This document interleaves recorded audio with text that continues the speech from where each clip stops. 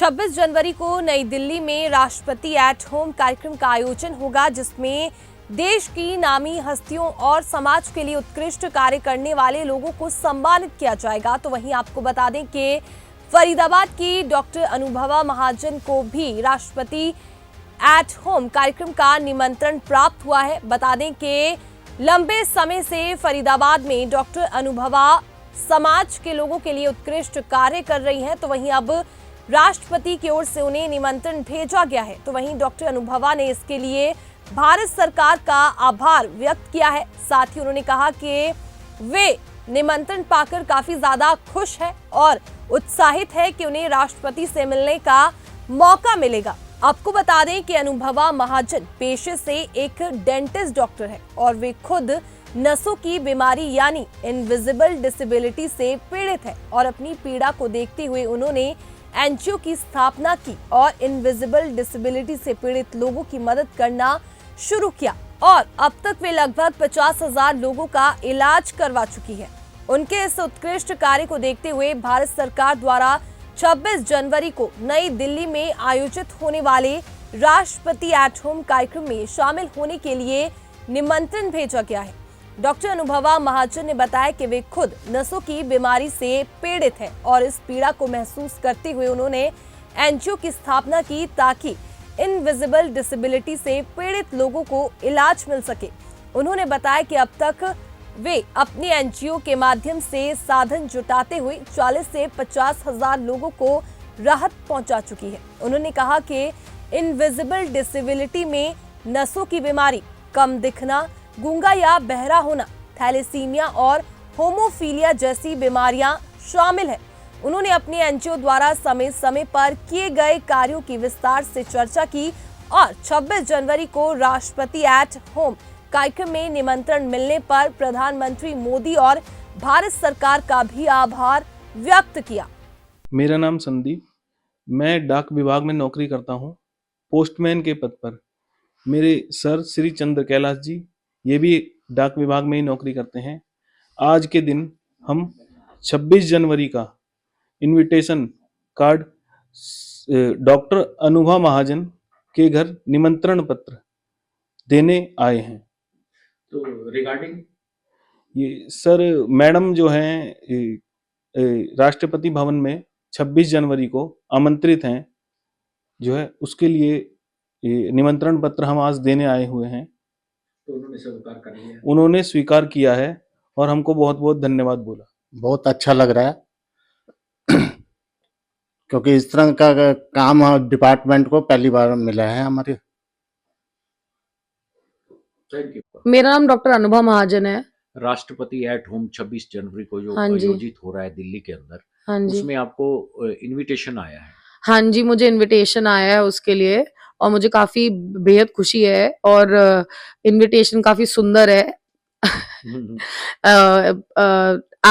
कौन लोग देने आए थे? पोस्ट ऑफिस विभाग से लोग देने आए थे और देखने के बाद काफी थोड़ी देर के लिए तो थोड़ा लगा कि अरे इतना काम कर लिया लाइफ में कि राष्ट्रपति भवन से इनवाइट आ रहा है, लेकिन फिर लगा कि हाँ शायद असलियत में इतनी मेहनत करी है कि ये डिजर्विंग है। जो ऐसी कौन सी अचीवमेंट्स है आपकी हाँ जिसके जी। लिए आपको स्पेशल बुलाया जा रहा है? मैं एक्चुअली में सिर्फ एक डेंटिस्ट और डॉक्टर नहीं हूँ, मैं pain and palliative care specialist भी हूँ और मैंने पब्लिक हेल्थ न्यूट्रिशन भी करा हुआ है। मैं टिस मुंबई से सोशल एंटरप्रेन्योरशिप कर चुकी हूँ और मैं एक एनजीओ चलाती हूँ क्रॉनिक पेन इंडिया नाम से, जो फरीदाबाद हरियाणा में ही रजिस्टर्ड है और हम एक नेशनल हेल्पलाइन चलाते हैं जिसके थ्रू हम 40-50,000 लोगों की आज तक मदद कर पाए हैं। सही टाइम पे डायग्नोसिस, ट्रीटमेंट, उनको बीमारियों और सबसे रिलेटेड जानकारी देना, उनके परिवार को संभालना और उन लोगों को कोई किसी को बीमारी या कोई विकलांगता आती है तो इतना आसान नहीं होता कि आप उसे एक्सेप्ट कर लो। सालों साल लग जाते हैं और उस सालों साल में आपका शरीर भी खराब हो रहा होता है। तो हम उनको उनकी बीमारियों से परिचित करा के उनको सही तरीके से संभालते हुए सब काम करते हैं। इस तरह के काम के लिए मोटिवेशन कैसे मिला आपको कि मुझे इस फील्ड में ऐसे काम करना है? दरअसल डॉक्टर होने का पेशा इंसान तभी चूज करता है जब उसको दुनिया में थोड़ा सुधार लाना होता है या अपने हिंदुस्तान के लिए काम, यहाँ तो मेरे को हिंदुस्तान के लिए काम करना है, ठीक है। तो मैं जब डॉक्टर बनी तभी मैं मरीज भी बन गई, क्योंकि एक गलती की वजह से मुझे एक बहुत ही अनोखी बीमारी हो गई। तो डॉक्टर होने का फायदा कि किसी डॉक्टर ने मुझसे झूठ नहीं बोला कि हमें आप, और ये सीधा ये बोला कि हमें आपकी बीमारी का इलाज नहीं पता, हमें आपकी बीमारी भी समझ नहीं आ रही है, आप इस डॉक्टर के पास जाइए या उस डॉक्टर के पास जाइए। करते करते 1-1.5 साल में मैं सही डॉक्टर के पास पहुंच गई। लेकिन यही चीज अगर इंसान डॉक्टर नहीं है तो वो तो इधर उधर घूमता रह जाता है, सालों साल, 10 साल। ऐसे भी लोग हैं जो 12-12 साल तक डायग्नोस नहीं हुए हैं, और उनको मदद करना वो, और साथ साथ इन चीजों में इतना पैसा लगता है, दवाइयां इतनी महंगी है, सरकार ने योजनाएं निकाली हुई है, लेकिन जब तक योजना की जानकारी उनके पास नहीं पहुंचेगी तब तक कैसे होगा। कब से रन कर रहे हैं आप इसको? 2017 में शुरू किया था अनऑफिशियली, और 2019 में रजिस्टर कर दिया था इसे फरीदाबाद में, क्योंकि हमारे काम को देखते देखते हमें यूनिवर्सिटी कॉलेज ऑफ लंदन से एक प्रोजेक्ट की इंक्वायरी आई थी, जिसमें वो हिंदुस्तान और यूके का कोलैबोरेशन में लोगों की दिक्कतें समझ के उनको मदद करने के लिए वो बना था। तो वहां से शुरुआत हुई थी, और अब इन बीमारियां जो अनोखी है, इनकी जिनकी जानकारी नहीं होती है, मैं गर्व से कह सकती हूँ कि कहते हैं इस अपोलो बीमारी को? हॉस्पिटल से लेके हर किसी हॉस्पिटल को अब इन बीमारियों के बारे में पता। अब आपको हिंदुस्तान में हॉस्पिटलों की जो वेबसाइट्स होती है उस पे भी इन बीमारियों के बारे में जानकारी मिलेगी। जब हमने काम शुरू किया था तब तो जानकारी भी नहीं किस थी। नाम से जानी जाती है ये बीमारी? मेरी बीमारी का नाम CRPS है, कॉम्प्लेक्स रीजनल पेन सिंड्रोम, लेकिन ऐसी ही हजारों बीमारियां और भी हैं जो इसमें आती है, नसों की बीमारियां और ऑटोइम्यून डिजीजेस। अब डायबिटीज भी आ जाता है, क्योंकि इवेंचुअली डायबिटीज के से, और इसके अलावा अगर आप देखो तो कोई इंसान, अगर किसी की दृष्टि भी गई है, ठीक है, तो दृष्टि जाना विकलांगता नहीं है, दृष्टि गई बीमारी की वजह से। हर दूसरा तीसरा बंदा जिसकी दृष्टि समय के साथ जाती है वो किसी बीमारी की वजह से ही जा रही होती है। तो अब तक आपका NGO विभिन्न बीमारियों से पीड़ित कितने लोगों का इलाज कर चुका है, उनको जो है सपोर्ट कर चुका है? 40-50 हजार लोगों को सपोर्ट कर चुका है, लेकिन उसके बावजूद हमने मिनिस्ट्री के साथ बातचीत करके, और गोवा में लास्ट ईयर जब इंटरनेशनल पर्पस फेस्टिवल हुआ था तो मुद्दा उठाया था नसों की बीमारियों की गाइडलाइन RPWD एक्ट में सही करने के लिए। तो Rajesh Agarwal sir and all ने सीरियसली उस बात को लिया और हमें पॉलिसी चेंज का मौका मिला, और अब जो डिसेबिलिटी असेसमेंट गाइडलाइंस हैं वो काफी ज्यादा बढ़ के हैं, लेकिन काफी सारी चीजें उसमें ऐड हो चुकी है जो लोगों के लिए फायदेमंद है। अभी वो स्टेट लेवल पे अप्लाई होना शुरू नहीं हुई है, लेकिन हमारा नुमाइना है कि ये कम से कम 1-2 करोड़ हिंदुस्तानियों की मदद कर सकती है। तो आपके उत्कृष्ट कार्य के लिए आपको जो है राष्ट्रपति भवन में हाँ जी, 26 जनवरी को जो है एट होम, हाँ जी, प्रेसिडेंट एट होम हाँ। कार्यक्रम में बुलाया गया।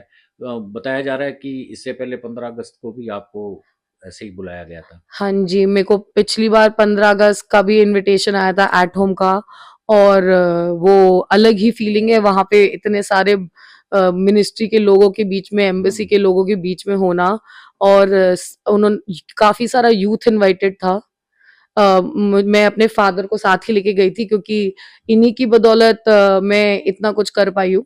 कितना मोटिवेशन मिल रहा है आपको अब इस तरह का ऑनर मिलने से?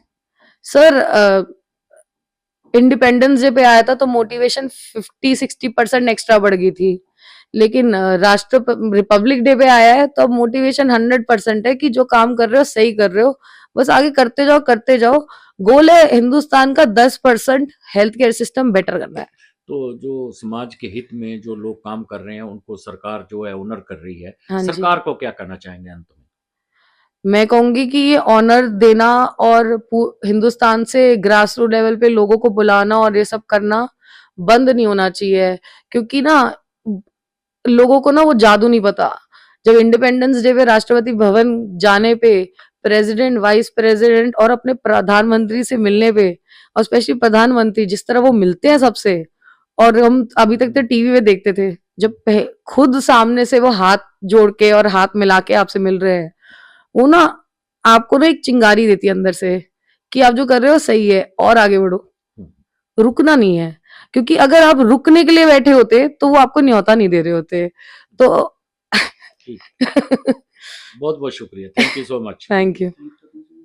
आप इस मामले में किसका थैंक्स करना चाहिए? मैं इस मामले में disability department, ministry of social justice, specifically Rajesh Agarwal sir जो हमेशा सपोर्टिव रहते हैं, और प्रेसिडेंट मैम और प्रधानमंत्री सर का थैंक यू बोलना चाहूंगी, क्योंकि वही आज के यूथ को सपोर्ट दे रहे हैं। और विकसित भारत 2047 भी आ गया है, तो उसमें भी गोल जो है और वो सब काफी बढ़िया है। तो धन्यवाद इस मौके के लिए और इस अचीवमेंट के लिए। हाँ जी। मेरा नाम सुभाष चंद्र महाजन है। आप अनुभा के फादर मैं डॉक्टर अनुभा महाजन का फादर हूँ। कितना गर्व महसूस हो रहा है उनको राष्ट्रपति भवन से जो है इनवाइट आया है? राष्ट्रपति भवन से जो निमंत्रण आया है उसको देख के मुझे बहुत ही खुशी का अनुभव हो रहा है, और ये लग रहा है कि जो ये इतनी मेहनत कर रही है, इतनी समाज सेवा कर रही है, उसका इसको एक अच्छा परिणाम मिल रहा है। आप इनके एनजीओ में भी, आप भी इनको सपोर्ट करते हैं, इनके एनजीओ को किस तरह से सपोर्ट करते हैं, और आप किस डेजिग्नेशन पे इस एनजीओ में काम कर रहे हैं, जैसा भी आपको टाइम मिलता है? मैं एनजीओ में एज ए डायरेक्टर हूँ, और खासकर मैं इसका जितना भी अकाउंट जो फाइनेंस है उसको देखता हूँ। जब इसने एनजीओ स्टार्ट किया था तो फाइनेंस की बहुत प्रॉब्लम आई थी। तो मैं एक इंडस्ट्रिस्ट हूँ ऑटोमोबाइल लाइन का, तो मेरे काफ़ी ऑटोमोबाइल के फ्रेंड लोगों ने इस एनजीओ को चलाने के लिए हेल्प की। उनका मैं बहुत शुक्रगुजार हूँ, और मैं चाहता हूँ आगे भी वो हेल्प करें। तो जितना ज़्यादा हम लोगों की सेवा कर सकें, जितना ज़्यादा हम लोगों की प्रॉब्लम को सर्टिफाई करके उसको दूर कर सकें, यही मेरी इच्छा है। तो आगे आपका क्या प्लानिंग है एनजीओ को, और कितना आगे ज़्यादा से ज़्यादा लोगों तक ये सेवाएं पहुंचानी है? सर, अब तो मेरा लाइफ का एम ही ये एनजीओ हो गया है, और उस एनजीओ के लिए तन मन धन से मैं पूरी सेवा करने के लिए तैयार हूँ, और दिन के दिन प्रतिदिन इसको आगे बढ़ाना है, जिससे मैक्सिमम लोगों को इस चीज़ से, मतलब मैक्सिमम जो बीमारियों से, विकलांगता से गुजर रहे हैं, उनकी जितनी हम हेल्प कर सकें उतना ही अच्छा समझता हूँ। सरकार ने ऑनर किया है, बेटी को बुलाया है प्रेसिडेंट एट होम में, तो सरकार को क्या कहना चाहिए? सर, मैं सरकार का बहुत बहुत धन्यवाद देता हूँ, क्योंकि इससे जो है मेरी बेटी को मोटिवेशन मिलेगा और ये आगे बढ़ के और ज़्यादा काम करेगी। मैं बहुत बहुत धन्यवाद देता हूँ। Thank you. मेरा नाम रजनी महाजन है। मैं डॉक्टर अनुभा महाजन की मदर हूँ। मैं सरकार का बहुत बहुत धन्यवाद देती हूँ जिसने मेरी बेटी को इतना इनविटेशन दिया है वहाँ आने के लिए। तो कितना गर्व महसूस होता है? इतना गर्व महसूस होता है कि अब मेरी बेटी इतनी ऊंची जा रही है, उसके लिए गर्व ही गर्व है।